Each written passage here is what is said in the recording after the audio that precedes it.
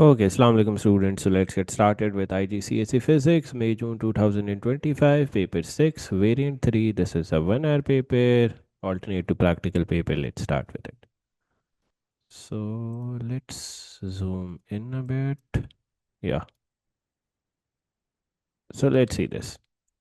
A student investigates the force supporting a meter rule to determine the weight of the meter rule. Okay.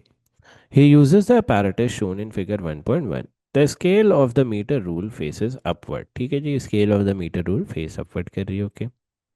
The student ensures that the meter rule is horizontal. Briefly describe how to check that the rule is horizontal. You may draw a diagram if you wish. बेटा अगर आपने verify करना है कि metre rule horizontal है, what will you do? You will measure the height of the meter rule at two places. बेटा metre rule की height आपने दो प्लेसेस में मेजर कर लेनी है. Let's say this is height h1 and measure this height as well. Let's say this is height h2. आपने metre rule की हाइट दो प्लेसेस में मेजर कर लेनी है, h1 and h2. If h1 equals to h2, then the meter rule is horizontal. So you can say measure. Since it is a 1 mark question, I am not drawing the diagram. Measure. I am not wasting time on this diagram. Measure. If you have time in the end, आप diagram भी draw कर सकते हो. Measure the height of the meter rule. बेटा meter rule की height measure करनी है. You have to measure the height of the meter rule from two places. Measure the height of the meter rule from two places. If the height is same, then the meter rule is balanced. Then the meter rule is balanced. Simple, nothing complicated. Here आगे बढ़ते हैं. The student adjusts the distance d between the 0 centimeter mark and the 1.5 Newton load as shown in figure 1.1. अच्छा जी, वो student क्या कर रहा है? ये डिस्टेंस d को एडजस्ट कर रहा है, आगे पीछे मूव कर रहा है. ठीक है. He moves the thread supporting the 1.5 Newton load so that it is at the mark on the meter rule shown in figure 1.2. अच्छा जी, आपकी थ्रेड जो है वो इस मार्क पे है एज शोन इन फिगर 1.2. ठीक है. What is this mark indicating? बेटा ये क्या लेंथ है? This is 35, this will be 35.1, 35.2, 35.3, 35.4, 35.5, 35.6, 7 and 8. 35.8 centimetre is this D.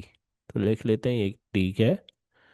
35.8 centimetre. Let's make sure कि ये 5 ही लग रहा है. This is 35.8. ओके, चलो जी आगे बढ़ते हैं. The reading on force meter is x shown in figure 1.3. अच्छा जी, ये रीडिंग ऑन फोर्स मीटर है. I think we have to record the reading on the force meter as well. So let's zoom in a bit. This is 1.5. ये क्या है? 2. Okay, you are going from 1.5 to 2 in 10 lines. बेटा 10 lines के अंदर आप 1.5 से 2 के तरफ जा रहे हो. 10 लाइन्स के अंदर आप 1.5 से 2 की तरफ जा रहे हो. You are covering 0.5 units. In 10 lines you are covering 0.5 units, है ना? 10 लाइन्स के अंदर आप कितने यूनिट्स को कवर कर रहे हो? 0.5 units. What will one line represent? बेटा एक लाइन कितने यूनिट्स को रिप्रेजेंट करेगी? One line represent 0.05 units. Simple. तो ये क्या हो जाएगी? 1.15 newton. The force f x will be equal to 1.55 newton. Simple. Zoom out करते हैं थोड़ा सा. यप. ओके, सही है. इसको यहाँ पे देखो क्या लिखा हुआ है. हाँ, अच्छा, क्या लिखा हुआ है? The student moves the 1.5 newton load to distances d is equal to 10 centimetre, 30 centimetre, 50 centimetre, 70 centimetre and 90 centimetre. अच्छा जी, आप डिस्टेंस डी को चेंज कर रहे हो. For each distance d he reads the value f x on the force meter x. ठीक है भाई, डी की वैल्यूज चेंज कर रहे हो, आपके पास एफ एक्स की वैल्यूज आ रही हैं। Plot a graph of F x on the Y axis and D on the X axis. Start the axis with the origin. अच्छा जी, force on the Y axis, distance on the X axis का आपने graph बनाना है। किस तरह बनाएंगे? First of all let's label the axis. तो यहाँ से this is your y-axis. On the y-axis, what do you have to plot? Force Fx in Newton. x-axis पे क्या प्लॉट करना है बेटा? d। d के यूनिट्स क्या है भाई? d is in centimetres. तो इसको हम, ओहो, एक सेकेंड, d को हम क्या कर देंगे भाई? सेंटीमीटर्स में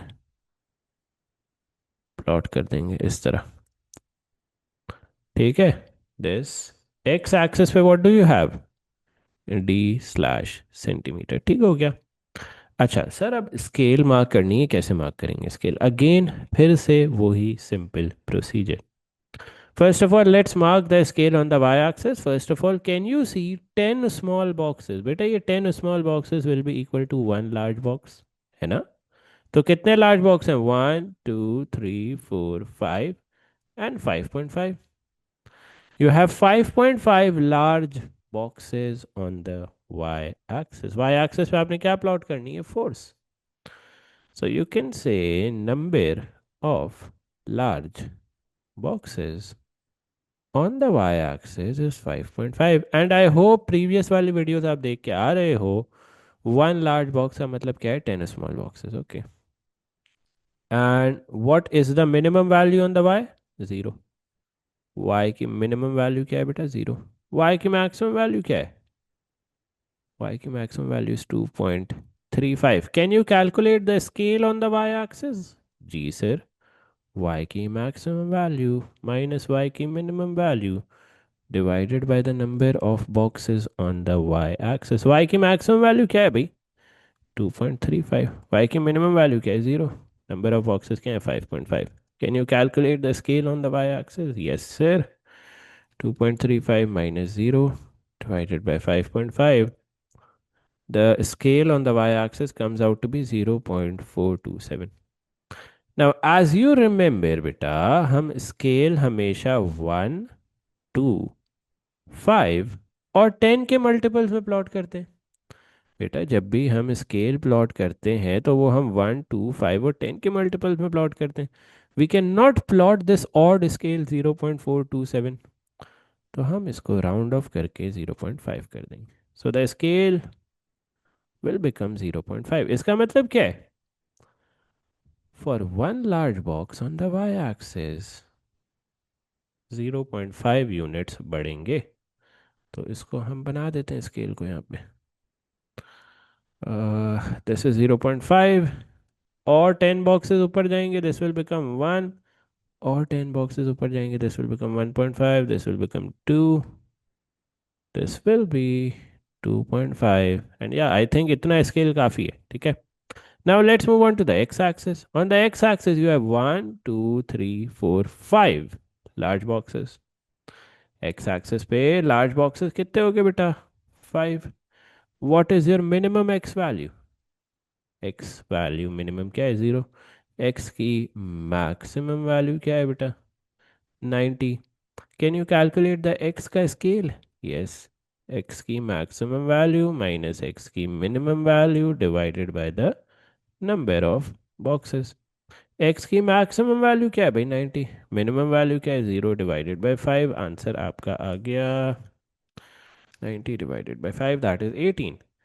अब 18 की स्केल हम नहीं प्लॉट कर सकते। We always plot scales in the units of 1 2 5 and 10। तो हम इसको राउंड अप कर देंगे, दिस बिकम्स 20। बेटा 20 इज अ मल्टीपल ऑफ 10, ये प्लॉट हो सकता है। देखो बेटा, कोई भी मल्टीपल हो 1 का, 2 का, 5 का या 10 का, वो हम प्लॉट कर सकते हैं। 18 को हमने राउंड अप कर दिया, this becomes 20। 20 is a multiple of 10 that is plottable. ये 0 है, ये 20 हो जाएगा, ये 40 हो जाएगा, this will become 60 80 and 100। Now you just have to plot the point, सिर्फ पॉइंट्स प्लॉट करते जाओ. If you realise x axis पे जब 10 है, वाई एक्सिस पे 1.17 है. अच्छा जी, एक्स एक्सिस पे 10 होगा यहाँ पे, वाई एक्सिस पे 1.17 कहाँ पे होगा, लेट मी सी थोड़ा सा. अच्छा जी, अगर आप रियलाइज करो बेटा, तो वाई एक्सिस पे आप क्या कर रहे हो, 1 से 1.5 जा रहे हो. वाई एक्सिस पे आप 1 से 1.5 जा रहे हो, कितने यूनिट्स कवर कर रहे हो, 0.5 units. In how many boxes, 10 small boxes है ना. तो एक बॉक्स कितने यूनिट्स के इक्वल हो जाएगा, 0.05 यूनिट्स. तो दिस विल बी 1.05, 1.1, 1.15, और ये हो जाएगा कहीं 1.17. अच्छा, 1.17 आपका पॉइंट है एट 10. तो ये आपका पहला पॉइंट बन गया. Perfect.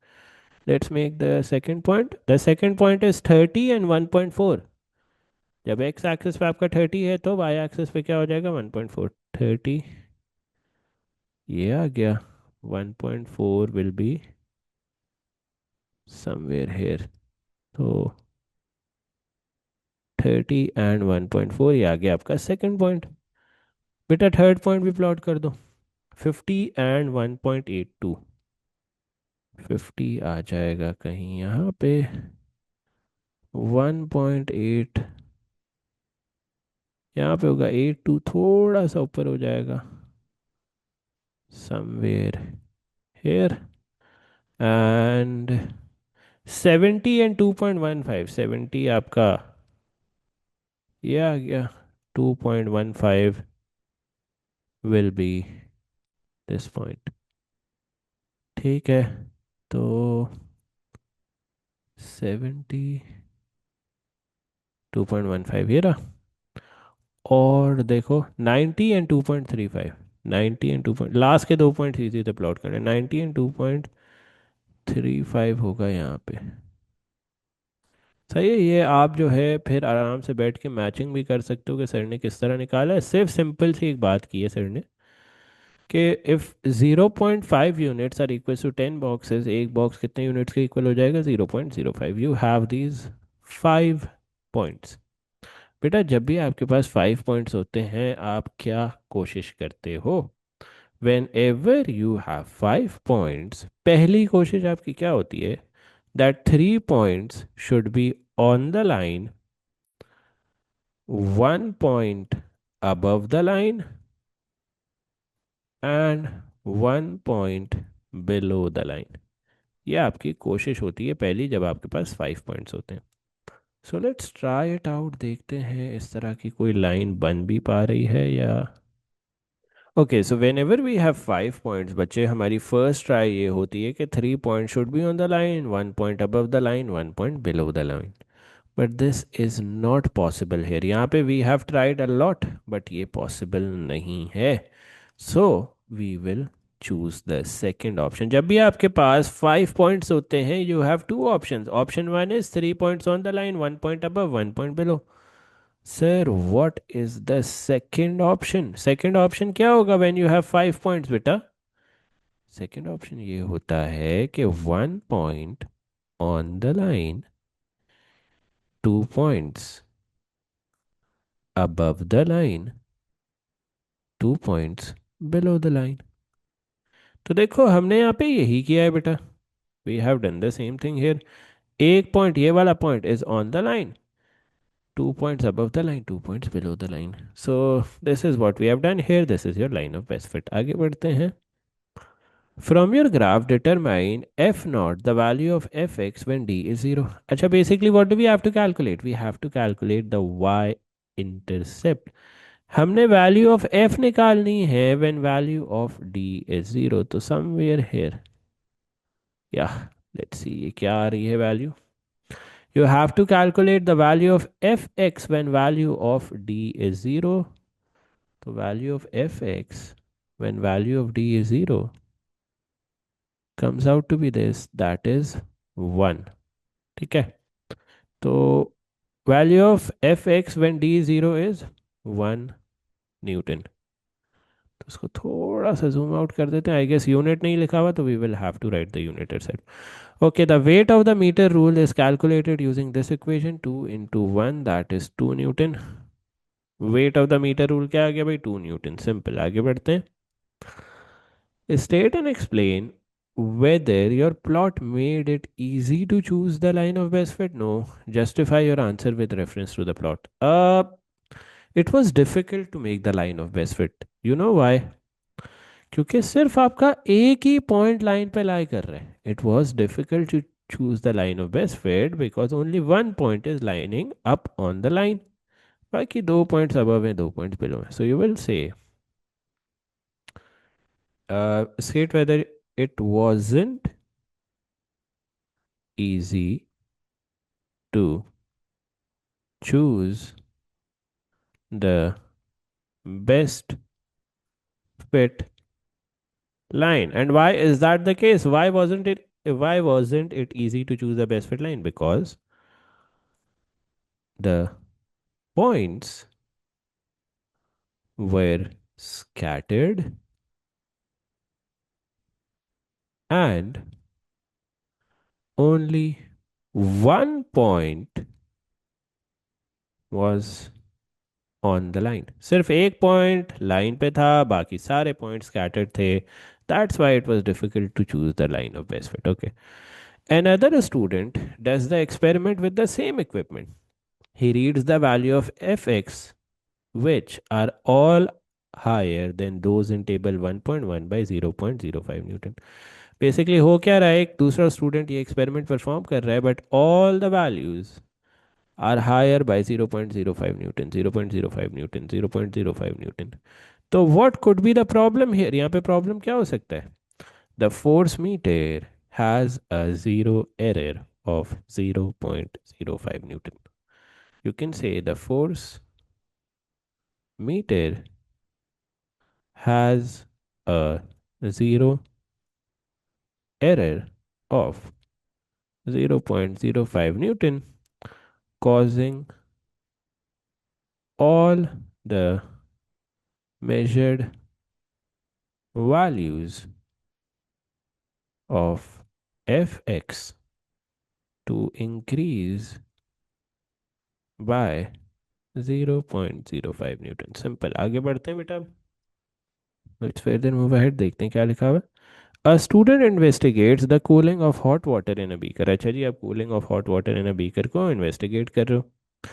She uses the apparatus shown in figure 2.1. Okay, she is using the apparatus shown in figure 2.1. Okay, record the room temperature shown on the thermometer in figure 2.1. You have to record the room temperature. Room temperature क्या है भाई? ये रहा, that is 21. 21 degree centigrade is your room temperature. The student pours hot water into the beaker, records the initial temperature theta in table 2.1. She then records the temperature theta after every 30 seconds. Her values are shown in table 2.1. Describe one technique that you use to ensure that the temperature readings in this type of experiment are as accurate as possible. आप क्या कर सकते हो? Avoid parallax error. Make sure that the line of sight is perpendicular to the reading. तो यहाँ पे लिख दो, avoid parallax error. Make sure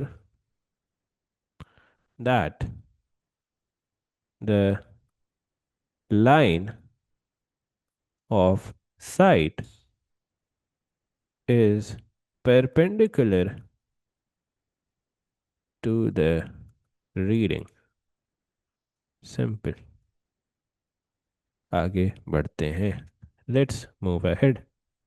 Now, you have all these temperatures. ये टेम्परेचर आप थर्मामीटर से रिकॉर्ड कर रहे हो और ये आपका टाइम पास बाय हो रहा है. 30 सेकेंड्स पास हुए, आपका टेम्परेचर ड्रॉप हो गया bye 2.5 degrees. After 30 seconds, your temperature has dropped by 2.5 degrees. After another 30 seconds, your temperature has further dropped by what? 2 degrees. After another 30 seconds, आपका टेम्परेचर कितना drop हो गया? 1.5 डिग्री. आफ्टर अनदर 30 सेकेंड्स आपका temperature कितना drop हो गया है बेटा?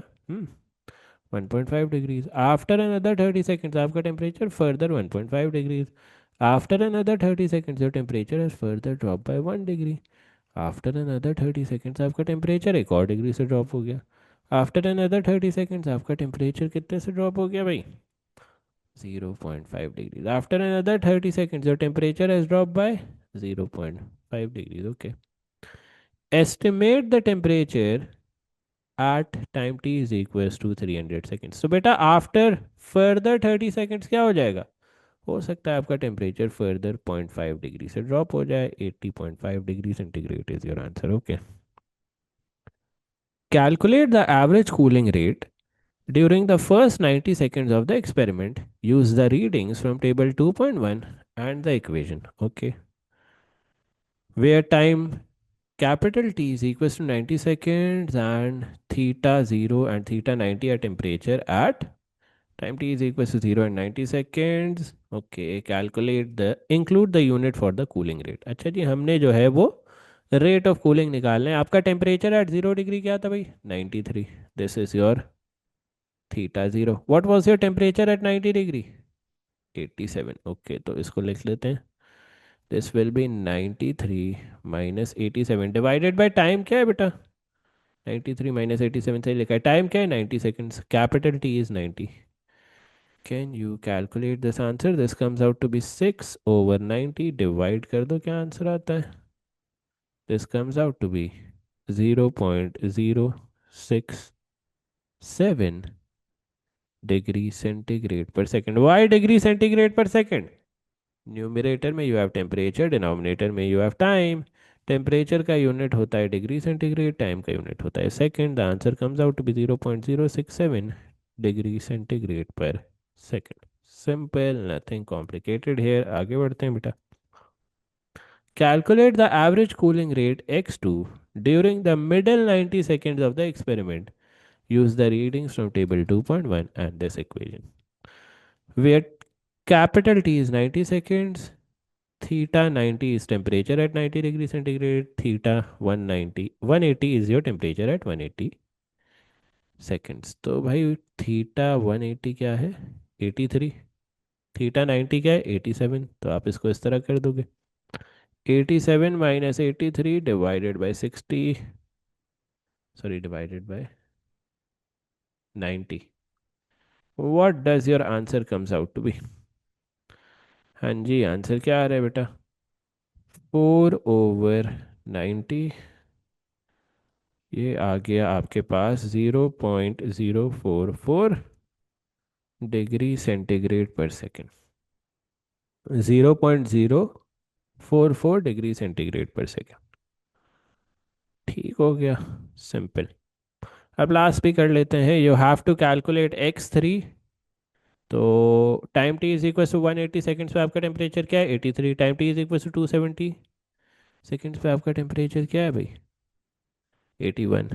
तो अब आप कर दोगे 83 minus 81 divided by 90. What does your answer comes out to be? 2 divided by 90 is equals to 0.022 degree centigrade per second. Degree centigrade per second आ गया आपका आंसर. कोई मसला है तो पूछ लो. You can ask right away. सिर्फ हमने क्या किया है, फर्स्ट स्टेप में क्या किया भाई? टेम्परेचर एट 90 सेकेंड्स लिया, टेम्परेचर एट 0 सेकेंड्स लिया, माइनस किया, डिवाइड बाय 90 किया. सेकेंड स्टेप में क्या किया भाई? टेम्परेचर एट 180 सेकेंड्स लिया, टेम्परेचर एट 90 सेकेंड्स किया, माइनस किया, डिवाइड किया. फिर थर्ड स्टेप में क्या किया? टेम्परेचर एट 270 सेकेंड्स लिया, टेम्परेचर एट 180 सेकेंड्स लिया, माइनस किया, डिवाइड किया. You get all your values of x. अब आगे करते हैं. Use your results from part D to describe the overall pattern of the rate of cooling of water in this experiment. Justify your answer by reference to your results. तो बेटा rate of cooling क्या कर रहा है? Initially rate of cooling था 0.067. फिर आपका rate of cooling हो गया 0.044. Then your rate of cooling is 0.022. So you will say the rate of cooling steadily decreases as time passes by. तो यू विल से, यहाँ पे फर्स्ट ऑफ ऑल तो आप ये लिखोगे x1 is greater than x2 is greater than x3, फिर आप ये ऐसे देयर फोर का सिंबल डाल दोगे, then you will say the rate of cooling decreases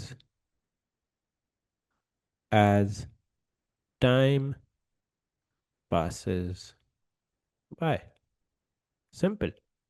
Estimate the final temperature QF of the water after several hours. भाई आपने QF final temperature of water निकालना है after several hours. After several hours, your temperature of water will be equivalent to the room temperature. बेटा किसी भी चीज़ को अगर आप बहुत देर तक सराउंडिंग में रख दो, its temperature will be equal to room temperature. Always remember that 21 degree centigrade. Another student does the same experiment. He starts with hot water at a lower initial temperature. अच्छा जी, आपका initial temperature जो है वो lower है. Okay. Suggest how his cooling rates are likely to compare with those in B. Use your answer. Use your results to explain your answer.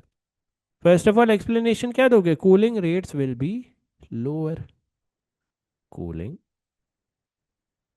rates will likely be lower.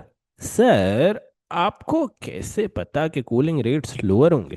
देखो, examiner ना तुम्हें हर चीज experiment में ही देता है, तुमने सिर्फ देखना है.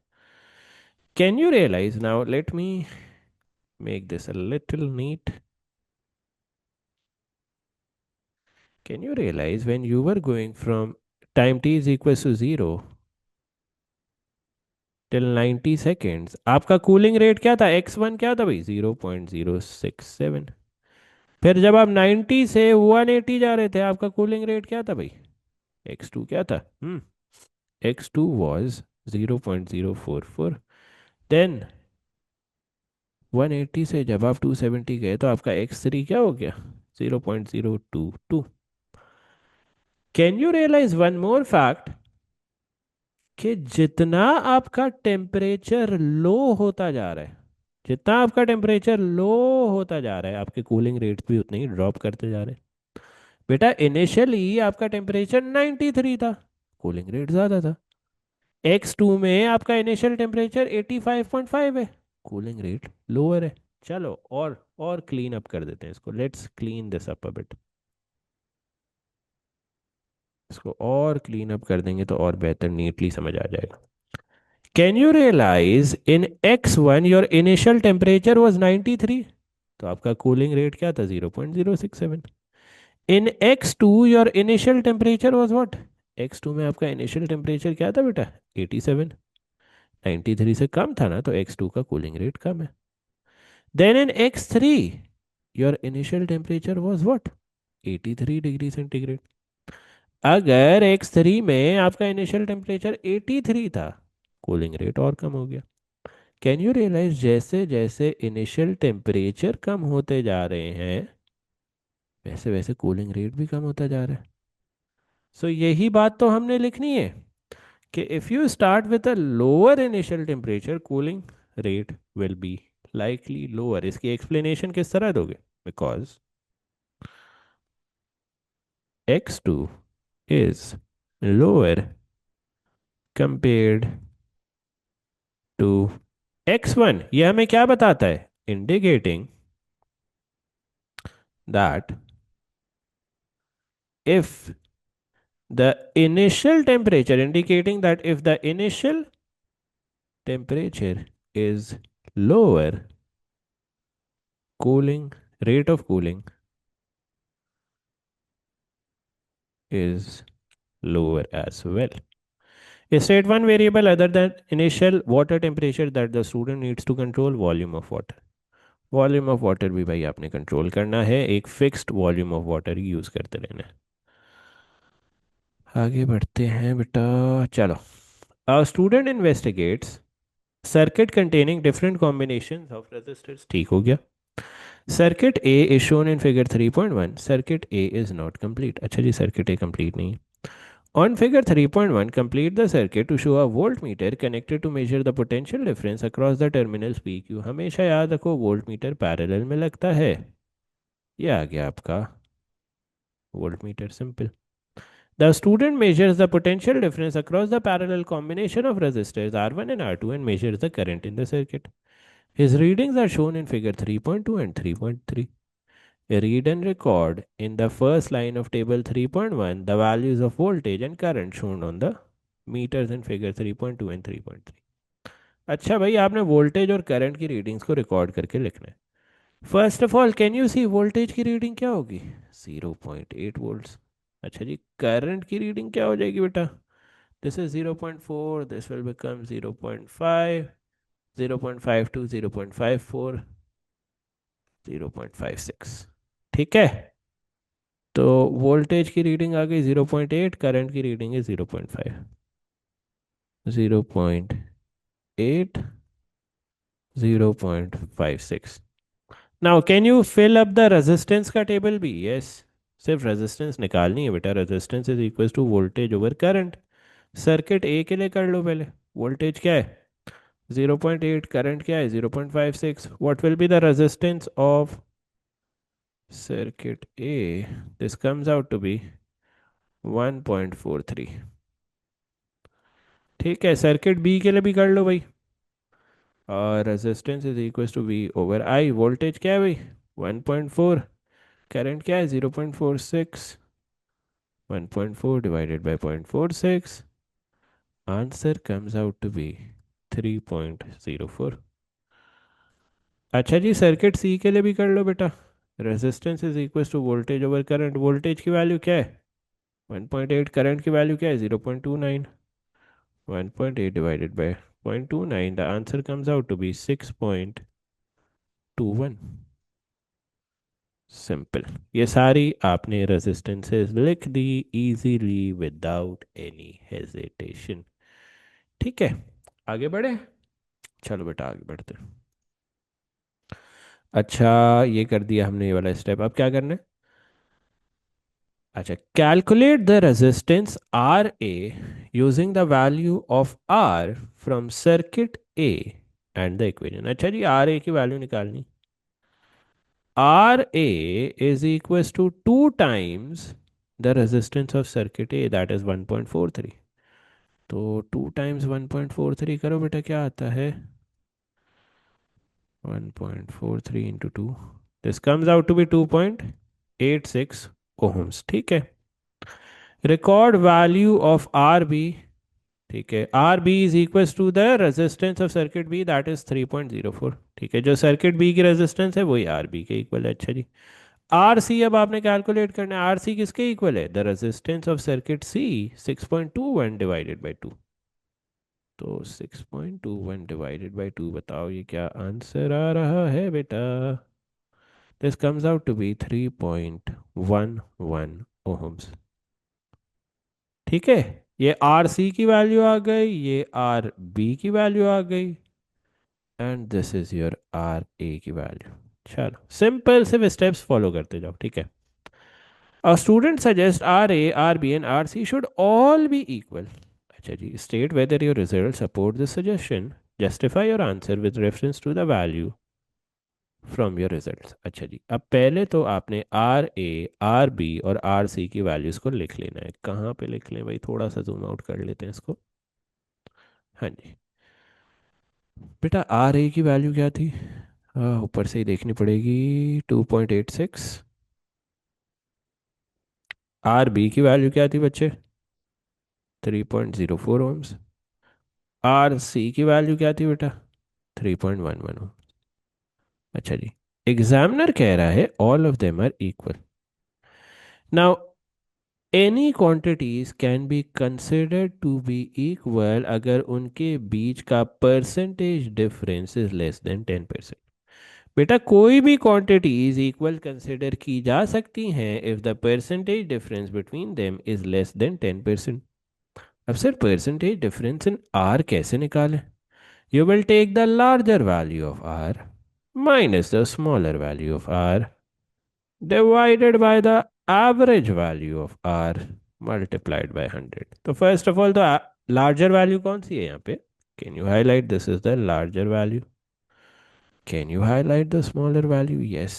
ठीक है, लार्जर और स्मॉलर तो आइडेंटिफाई हो गई। आर एवरेज कैसे लेंगे? 2.86 plus 3.04 plus 3.11 divided by 3. Can you calculate the average value of R? 2.86 plus 3.04 plus 3.11 divided by 3. Average value of R आ गई है 3.00. ठीक है, let's calculate the percentage difference in R. Percentage difference in R. Let's use a black pen. That was much more visible. What was the larger value of R? 3.11. What was the smaller value of R? 2.86. What was the average value of R? 3 into 100. 3.11 minus 2.86. This comes out to be 0.25 divided by 3 into 100. अगर हम percentage निकालें, this percentage comes out to be 8.3%, which is less than 10%. Hence, R values are equal. तो आपका statement क्या आएगा? What will your statement be? Yes, the R values are equal. R values are equal. So you can write here K. The values of RA, RB and RC are equal. और justification क्या दोगे बेटा इसकी? What will be the justification? Because RA, RB और RC के बीच में जो percentage difference है दैट इज लेस देन 10%. ठीक है, you will say the percentage difference between RA, RB, and RC is less than 10%. Hence, they are within the limits of experimental accuracy. They are within the limits of experimental accuracy. Simple as that. Nothing complicated here. Let's move ahead. अच्छा जी, the circuit uses a 3 volts power supply. अच्छा जी, circuit use कर रही है 3 volts power supply. Explain why the resistor P shown in figure 3.1 must remain in place throughout the experiment. Resistor P has a resistance of 4 ohms. Use figure 3.3 and table 2.1 to support your answer. अच्छा जी, 3.3 figure कहाँ है? ये रहा. ठीक है, 3.3 में आपको दिख रहा है कि ammeter can only measure up to 1 ampere. ठीक है, और फिगर 3.1 ये रहा. So you want this resistor in place. Why? बेटा अगर ये रेजिस्टर अपनी जगह पे रहेगा या सर्किट में रहेगा, this will cause the current value to remain below 1 ampere. ठीक है, और एम मीटर भी बिलो 1 एम्पियर ही मेजर कर सकता है. तो what will you say? The resistor must remain in place so that the current remains below 1 ampere. So you can say the resistor RP limits the current below 1 ampere, which is measurable by the ammeter. बेटा ammeter की limit ही 1 ampere है, तो resistor को आपने circuit में रखना है सो that the current remains below 1 ampere. A student determines the resistance of R1. He uses a variable resistor in circuit B to control the current and draw a graph of V versus current. Draw a symbol for a variable resistor. हमेशा याद रखो variable resistor का symbol is somewhat like this. ठीक है, अच्छा आगे बढ़ते हैं. State one advantage of using a variable resistor to control the current. बेटा वेरिएबल रेजिस्टर से जब आप करंट को कंट्रोल करोगे तो फायदा क्या होगा? You can easily change the resistance values without replacing the resistor. देखो, ये सर्किट बी की बात हो रही है ना? हाँ, एक सेकेंड, लेट मी सी. हाँ, सर्किट बी में. ठीक है, सर्किट बी की बात हो रही है बेटा. तो अगर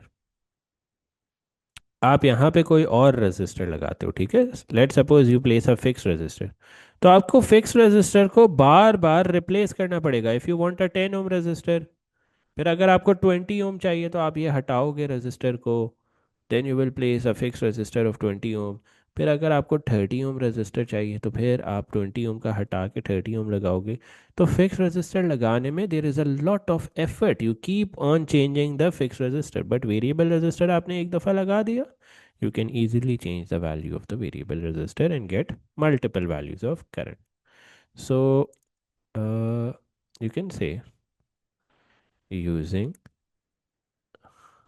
a variable resistor enables us to change the resistance values without replacing the resistor every time. बेटा अगर आपके पास फिक्स रजिस्टर होगा तो आपने बार बार रजिस्टर को निकाल के वापस रिप्लेस करना होगा if you want a different value of resistance. However, if you have a variable resistance, you can change the resistance value without replacing the resistor every time। आप बहुत easily resistance की values को change कर सकते हो। Let's move ahead। अच्छा जी, अब ये क्या है, refraction of light। I am almost out of energy, but let's see। A student investigates the refraction of light. Okay. A refraction is the change in direction of a ray of light when passing through a transparent substance. Okay, as shown in figure 4.1. Where is figure 4.1? Yeah, here we have it. ठीक है, change in direction of light as light passes through a transparent substance. This is your incident ray. Let me write it. This is your incident ray. I hope you guys have studied this experiment. This is your refracted ray written here, and this is your emergent ray. Let me write that as well. Emergent ray. Perfect. This will be your normal. This will be your angle of incidence. This will be your angle of refraction. Okay. चलो जी आगे बढ़ते हैं, क्या लिखा हुआ है। Plan an experiment. Okay, you have to plan an experiment which enables him to investigate how the concentration of a gel affects the angle at which the light is reflected। बेटा हमने देखना है कि how the concentration of gel affects the angle at which light is reflected। Okay. A transparent gel block can be made by dissolving gel powder in hot water in a mold and allowing it to cool।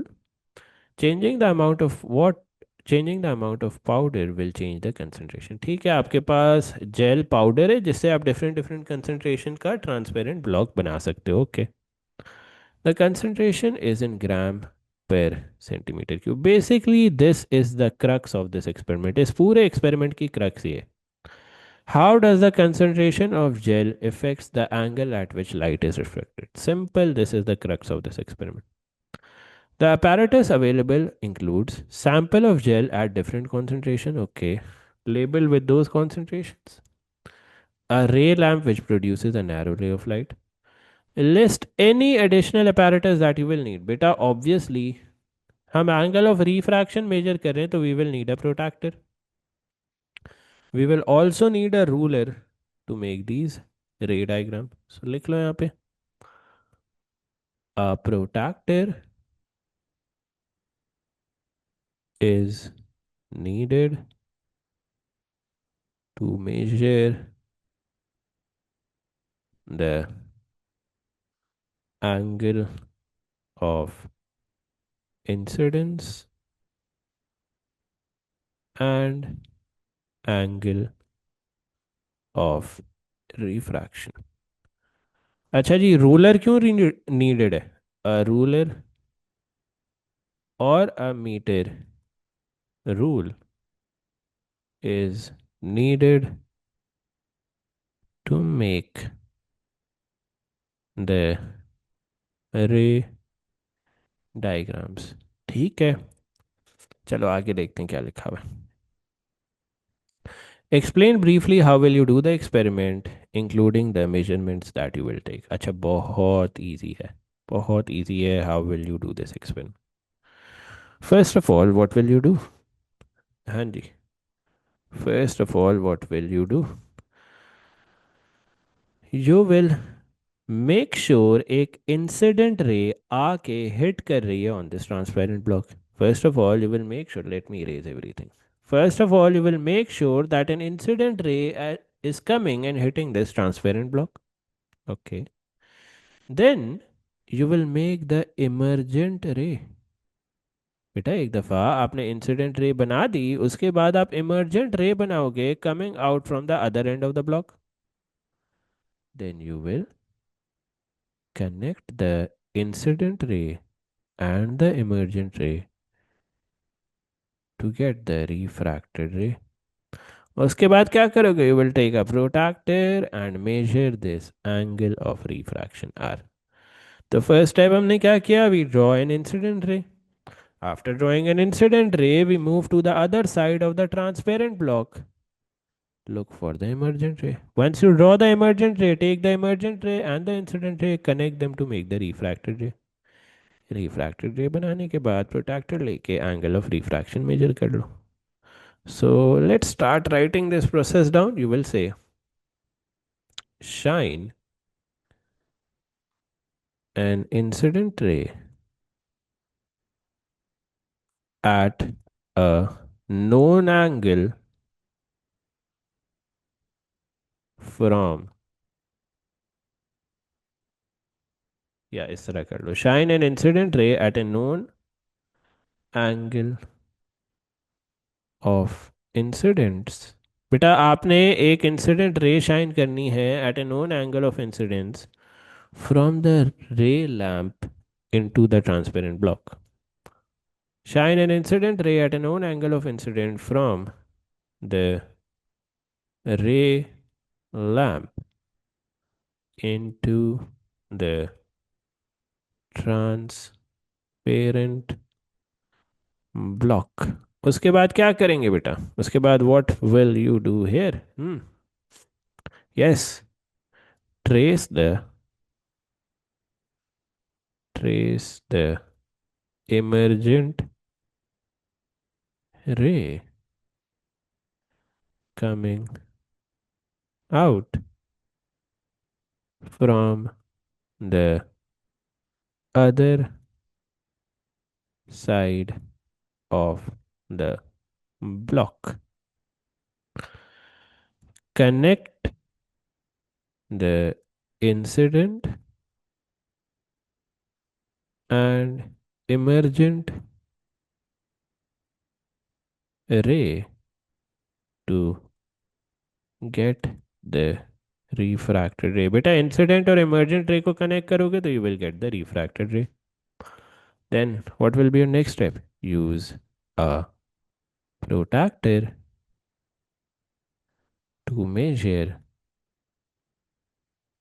the angle of refraction।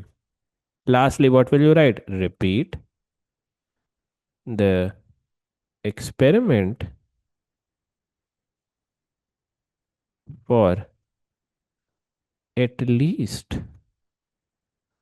5 different concentrations of transparent gel। Repeat the experiment for at least 5 different concentrations of transparent gel and record the angle of refraction।